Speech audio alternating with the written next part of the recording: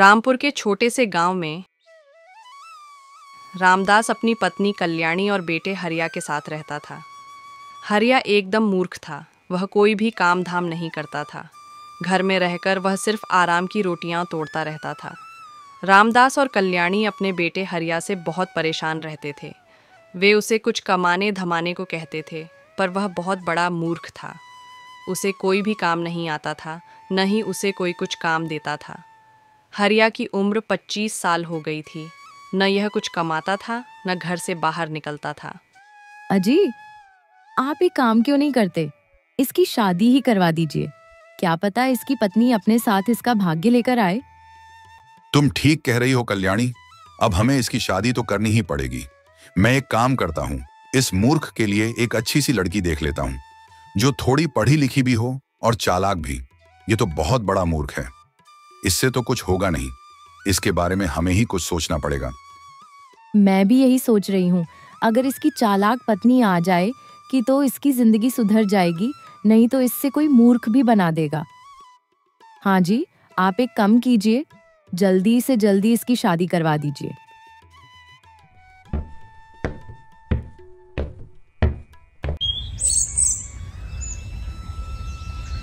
कुछ ही दिनों बाद रामदास अपने मूर्ख बेटे की शादी करवा देता है। हरिया की पत्नी अपने साथ कुछ दहेज भी लेकर आई थी। इस दहेज से रामदास के घर का गुजारा हो रहा था, लेकिन कुछ ही दिनों में दहेज की रकम भी खत्म हो गई और सारा सामान भी खत्म हो गया। उसकी पत्नी समझ गई थी कि उसका पति बहुत बड़ा मूर्ख है, उससे कोई काम भी नहीं देगा। इसलिए वह अपने ससुर से कहती है, पिताजी, आप घर के बड़े हैं। मैं आपसे कुछ कहना नहीं चाहती थी। मैंने कभी आपके सामने मुंह नहीं खोला था, लेकिन अब मैं मजबूर हो गई हूँ। मैं चाहती थी कि घर की बात बाहर ना निकले, मगर इस तरह से घर नहीं चलता। घर में कुछ भी नहीं है। कब तक यह सब देखती रहूं? आपने अपने मूर्ख बेटे की शादी मुझसे करवा दी। आपके बेटे के साथ शादी करके मेरी जिंदगी खराब हो गई। वह कोई भी काम नहीं करते हैं, बस दिन भर घर में बैठे रहते हैं। बहू, वह तुम्हारा पति है। तुम उसके बारे में इस तरह कैसे बोल सकती हो? पत्नी को हमेशा अपने पति की इज्जत करनी चाहिए। उनमें पति वाले कोई गुण भी तो होने चाहिए, जिससे मैं उनकी इज्जत करूं। जो आदमी अपने परिवार का पेट नहीं भर सकता, उसकी इज्जत कौन करेगा? इज्जत उसकी होती है जो घर में 2 पैसे कमा कर लाता है। घर में दिन भर चारपाई पर पड़े रहने वाले की नहीं। बेटा, तुम इतना गुस्सा क्यों होती हो? तुम हरिया को समझाओ कि वह कुछ काम करे। पिताजी, मैं उन्हें क्या समझाऊं? मैं तो उन्हें समझा समझा कर थक चुकी हूँ। वह मेरी सुनते ही कहाँ हैं। बस उन्हें सारा दिन चारपाई पर लेटे रहना अच्छा लगता है। पिताजी, अब आप ही उन्हें कुछ समझाइए। अगले ही दिन रामदास हरिया से कहता है, बेटा हरिया, अगर तू कुछ काम नहीं करेगा तो घर कैसे चलेगा? तेरी पत्नी तेरी वजह से सारा दिन परेशान रहती है। बेटा, तू एक काम क्यों नहीं करता? बेटा, तुम अब जीवन में कुछ सीखो, किसी ज्ञानी से मिलो और समझो कि मेहनत का क्या महत्व होता है। तू कहीं से भी कुछ ज्ञान सीख ले। ये कुछ पैसे हैं, तुम इन पैसों को अपने पास रख लो, तुझे रास्ते में इनकी जरूरत पड़ेगी। पिताजी की बात मानकर हरिया ज्ञानी को ढूंढने निकल जाता है।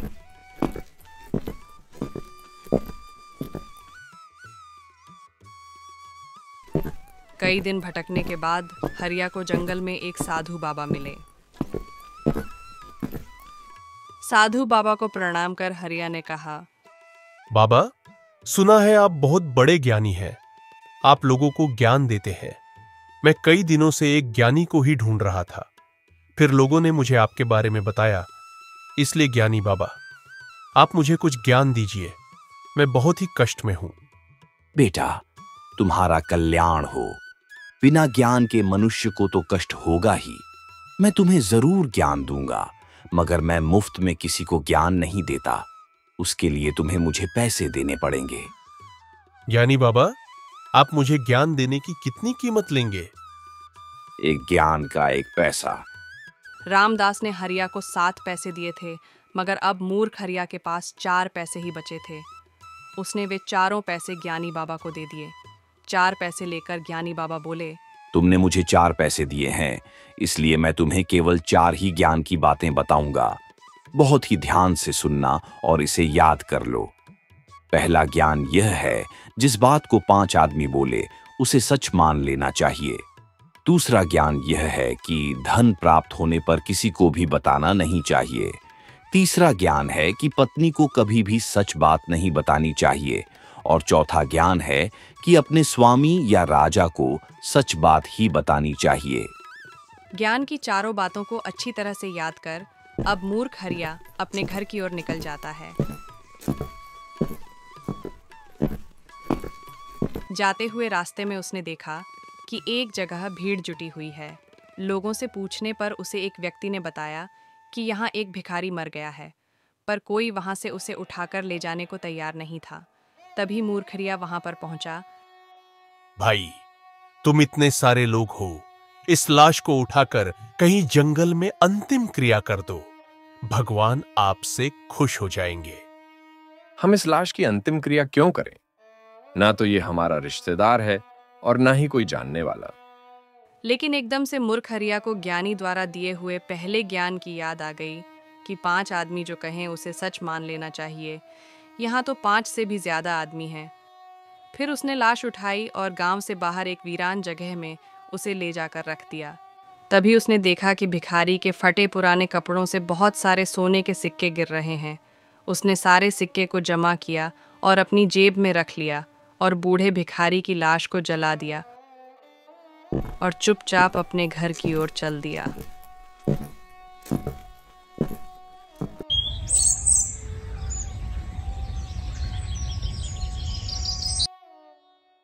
आप आ गए ज्ञान सीखकर। क्या ज्ञान सीखकर आए हो? जरा मैं भी तो सुनूं। क्या पता कुछ ज्ञान मेरे भी काम आ जाए। ज्ञान तो मैं सिखाया हूं, पर मैं किसी को बता नहीं सकता, क्योंकि ज्ञान सिखाने के पैसे लगते हैं। ज्ञान मुफ्त में नहीं मिलता। आप कैसी बेकार की बातें करते हो? मुझे तो कुछ समझ में ही नहीं आता। आप इतने दिन घर से बाहर रहे, फिर भी मूर्ख जैसी बातें कर रहे हो। हरिया अपनी पत्नी को कोई भी ज्ञान की बात नहीं बताता, ना ही भिखारी की जेब से मिले सिक्कों के बारे में बताता है। अब मूर्ख हरिया के पास बहुत पैसे थे। उसके दिन अच्छी तरह से कटने लगे।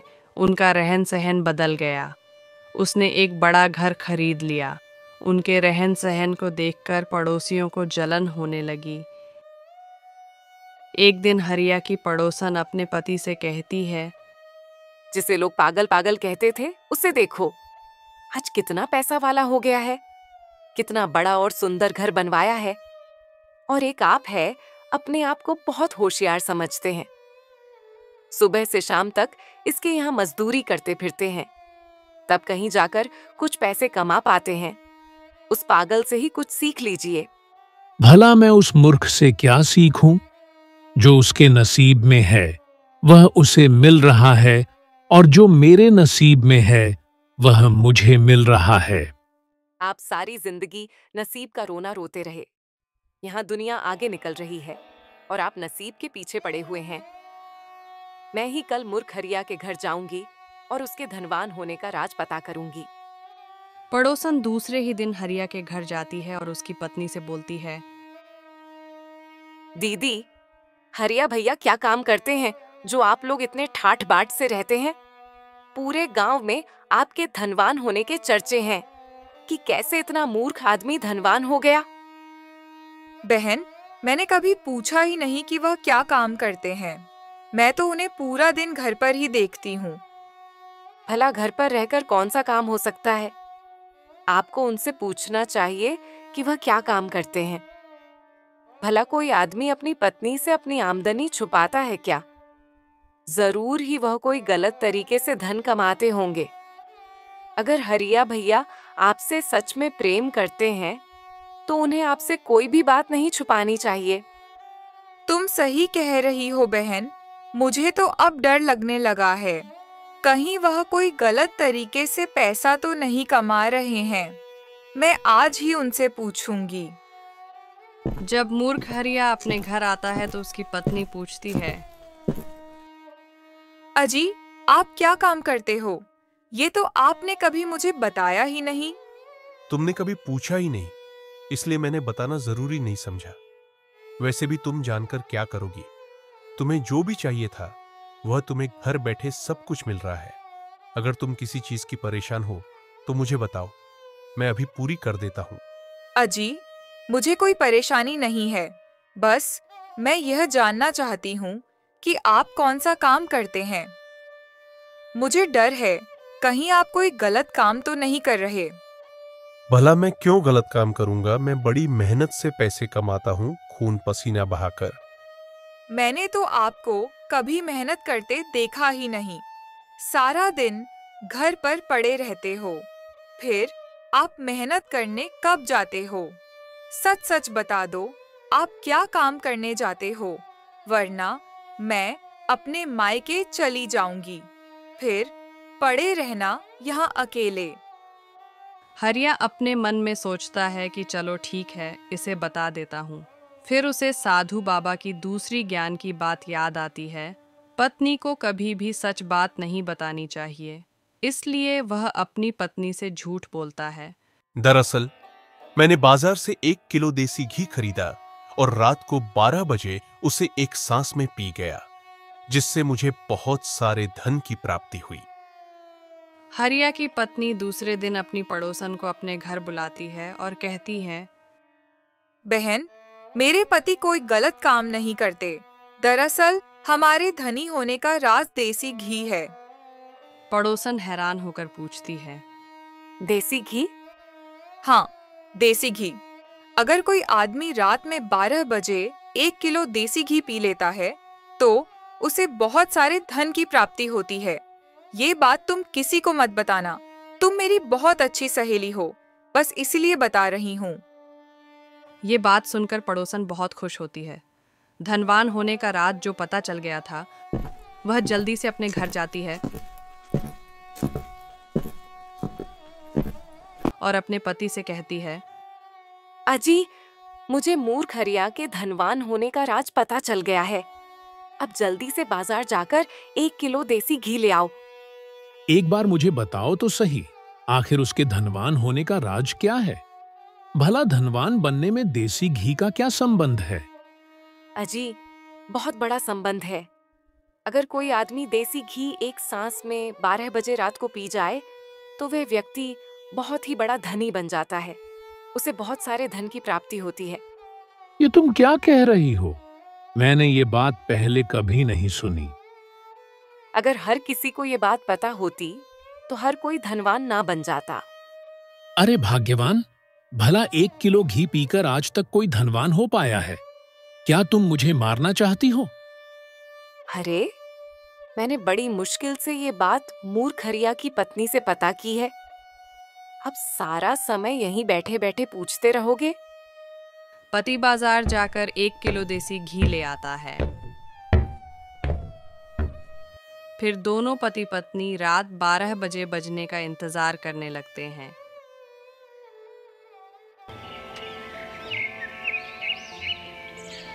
जैसे ही 12 बजते हैं, पड़ोसन अपने पति को 1 किलो घी एक सांस में पिला देती है। घी पीने के बाद उसके पेट में बहुत जोरों का दर्द होने लगता है। दर्द इतना तेज होता है कि वह तड़पने लगता है। अरे बाप रे, मेरे पेट में बहुत जोरों का दर्द हो रहा है। लगता है अब मेरा आखिरी वक्त आ गया है। भाग्यवान, ये तुमने मुझे क्या पिला दिया? मेरे पेट में बहुत जोरों का दर्द होने लगा है। वह उलटी करने लगा और अंत में मर गया। पड़ोसन राजा के पास जाकर हरिया की शिकायत करती है, महाराज, मैं लुट गई, बर्बाद हो गई। मेरा कुछ नहीं बचा, सब कुछ खत्म हो गया। अरे कुछ बताओगी भी या फिर रोती ही रहोगी? महाराज, मेरे पति का देहांत हो गया है। उन्होंने 1 किलो देसी घी पी लिया था, जिससे उनके पेट में दर्द हुआ और वह मर गए। ये क्या बेकार की बात कर रही हो? अगर कोई आदमी 1 किलो देसी घी पिएगा तो वो मरेगा ही ना, बचेगा थोड़े ना। तुम्हारा पति कहीं पागल तो नहीं था? अरे नहीं महाराज, मेरे पति पागल नहीं थे। पागल तो वह मूर्ख हरिया है जिसने मुझे ये नुस्खा बताया था। उसने कहा था कि अगर कोई आदमी 1 किलो देसी घी रात को 12 बजे एक सांस में पी जाए तो वह धनवान हो जाता है। इसीलिए मैंने अपने पति को 1 किलो देसी घी पिला दिया।